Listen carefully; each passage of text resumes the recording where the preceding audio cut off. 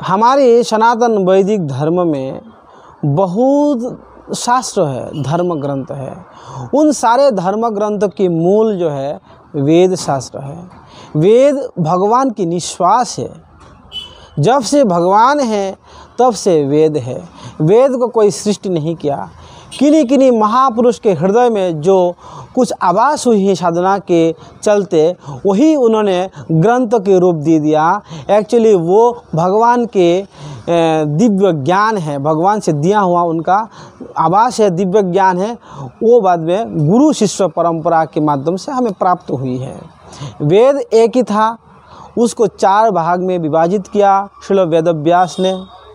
उस वेद को श्रुति बोलते हैं। वेद की आखिरी जो सारांश है, सार है, उसको उपनिषद बोलते हैं। उपनिषद 108 है। इनमें से 11 उपनिषद प्रधान है। 108 उपनिषद में जो 11 को छोड़ करके बाकी उपनिषद में जो वर्णन है वो कर्मकांड के बारे में विशेष वर्णन है। संसार को कैसा भोगना, संसार में कैसा चलना है, ये पूजा करने से ये मिलेगा, ये पुण्य करने से ये मिलेगा, इस तप करो, ये व्रत करो, इस प्रकार के कर्मकांड में जीवों को उलझाते हैं। इसीलिए ब्रह्म चिंतन करने वाले, ब्रह्म को प्राप्त करने वाले महापुरुषों ने हम सबको जो ब्रह्म को पाना चाहते हैं उनके लिए 11 उपनिषद सिलेक्ट किया है। वो 11 उपनिषद बहुत ही महत्वपूर्ण है। ज्ञान उपनिषद, कठोपनिषद, तैतरीय उपनिषद, ऐतरीय उपनिषद, छंद्रक उपनिषद, बृहद आरण्यक उपनिषद, ईशु उपनिषद, मुंडक उपनिषद, मांडुक्य उपनिषद है। ऐसा 11 उपनिषद है। इन उपनिषद को वेद शास्त्र की सार कहा जाता है। इन उपनिषद में कुछ बातें एक दूसरा से मिलता जुलता नहीं। जैसा कि कुछ जगह पे कहा गया है कि ब्रह्म निराकार है, कुछ जगह पे कहा गया है ब्रह्म साकार है, कुछ जगह पे कहा गया कि ब्रह्म को देख नहीं सकते हैं, उनका रूप नहीं, गुण नहीं, लीला नहीं, धाम नहीं, परिकर नहीं। और कुछ जगह पे वो कहा गया कि ब्रह्म को आप देख सकते हैं, उनका दिव्य रूप है, उनका दिव्य लीला है, उनके दिव्य नाम है, उनके दिव्य धाम है, उनके दिव्य परिकर है। तो इस बात को हमारे जैसा साधारण जीव के लिए श्रील व्यास जी ने एक सूत्र रचना कर दिया है। उस सूत्र को बोलते हैं ब्रह्म सूत्र। ब्रह्म सूत्र में 556 या 55 सूत्र है। तो 556 सूत्र वाले एक छोटा सा ग्रंथ रचना किया। उनमें छोटे छोटे शब्दों में बृहद बृहद वर्णन किया है, उनकी अर्थ गहराई में छुपा के रखा है। जैसा कि ब्रह्म सूत्र के प्रथम सूत्र है अथातो ब्रह्म जिज्ञासा। अब उस व्यक्ति को ब्रह्म के बारे में जिज्ञासा करने का इच्छा हुई।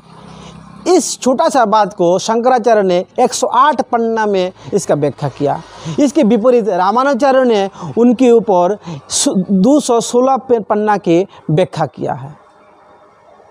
फिर दूसरा सूत्र है जन्मादस्य यतः। तो जिससे जन्म सृष्टि होता है, जिससे पालन होता है, जिससे संहार होता है और जिसमें ही लय प्राप्त हो जाता है, उनका ध्यान हम करते हैं। तो ये छोटे छोटे शब्दों के द्वारा बड़ा बड़ा बातें जो छुपा के व्यास जी ने रखे गया है, उसके ऊपर जो उसको बोलते हैं ब्रह्म सूत्र। अच्छा, सूत्रों के लिए हमें व्याख्या जरूरी है। तो जिन्होंने सूत्र लिखा उन्होंने इस बात को पहले समझ गया था कि मैं 11 उपनिषद को भली बाती समझने के लिए, और ताकि उसमें किसी प्रकार का कन्फ्यूज ना रह जाए, किसी प्रकार के अनर्थ ना हो जाए, इसके लिए व्यास जी ने पहले समझ लिया और उन्होंने ब्रह्मसूत्र की व्याख्या खुद कर डाला। वो ब्रह्मसूत्र की व्याख्या क्या है? श्रीमद् भागवतम ही ब्रह्मसूत्र की व्याख्या। गरुड़ पुराण में एक श्लोक पाया जाता है जिसमें वर्णन है कि व्यास जी ने कह रहा है कि हे भक्तों, मैं स्वयं ब्रह्मसूत्र रचना किया, उसके गुरु रहस्य को मैं जानता हूँ, मेरे अलावा उसका पूरा कोई नहीं जानता है, इसीलिए मैं ही उसका व्याख्या कर रहा हूँ श्रीमद् भागवत के रूप में। आपको ब्रह्मसूत्र को जानना है तो श्रीमद् भागवत पढ़ो। इसके ऊपर और कोई व्याख्या रचना ना करो, ब्रह्मसूत्र के ऊपर व्याख्या ना करो। फिर भी शंकराचार्य महापुरुष ने ब्रह्मसूत्र के ऊपर व्याख्या रचना कर दिया। इनके खिलाफ रामानुजाचार्य ने डबल व्याख्या कर दिया। उसी व्याख्या को पोषण करते हुए माधवाचार्य जो व्याख्या कर दिया। ब्रह्मसूत्र के ऊपर व्याख्या करने से ब्रह्मसूत्र जो कि न्याय प्रस्थान बोलते हैं, हमारे शास्त्र में 3 प्रस्थान है, श्रुति प्रस्थान, स्मृति प्रस्थान, न्याय प्रस्थान। कोई अगर जगत गुरु बनना चाहते हैं तो उनको इन 3 प्रस्थान के ऊपर व्याख्या रचना करना पड़ेगा। श्रुति प्रस्थान में उपनिषद है, वो 11 उपनिषद के ऊपर व्याख्या करना पड़ेगा। और 11 उपनिषद को समझने के लिए जो व्यास जी ने ब्रह्मसूत्र रचना की, उन सूत्रों के ऊपर भी व्याख्या करना पड़ेगा। और स्मृति शास्त्र जैसे कि पुराण, महाभारत, रामायण, गीता आदि, ये सब स्मृति है। इन सब स्मृति शास्त्र में श्रीमद् भगवद गीता ही सर्वश्रेष्ठ है, क्योंकि ब्रह्म ही इस शब्द को, इस भगवद गीता का व्याख्या किया, इसीलिए वो सबसे ज़्यादा महत्वपूर्ण है।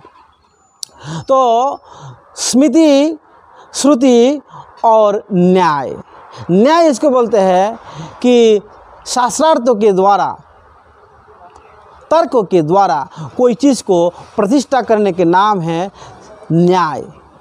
न्याय दिलाना, जैसा कि बहस होता है ना दोनों पार्टी के बीच में, उसके बाद जो न्याय होता है उसको न्याय कहा जाता है।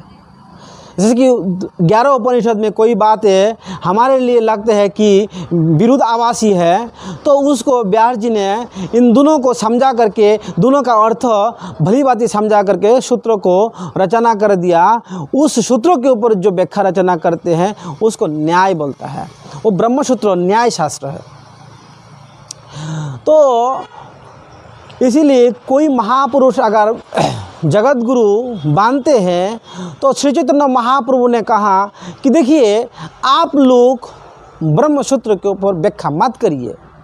व्यास जी ने मना किया और व्यास जी ने खुद कहा कि श्रीमद् भागवतम ही है ब्रह्मसूत्र का व्याख्या। इसीलिए हमारे इस्कॉन गौड़ीय वैष्णव कभी भी ब्रह्मसूत्र के ऊपर व्याख्या नहीं किया, स्वयं श्री चैतन्य महाप्रभु भी नहीं किया और उनके कोई अनुयायी भी नहीं किया। इसीलिए नहीं किया क्योंकि जो सूत्र रचना किया उनके द्वारा ही हमें श्रीमद् भागवत रूपी उज्जवल, इतना सुंदर व्याख्या हमें है, तो हमें व्याख्या रचना करने का क्या ज़रूरत है, या अपने ज्ञान बांटने का क्या ज़रूरत है।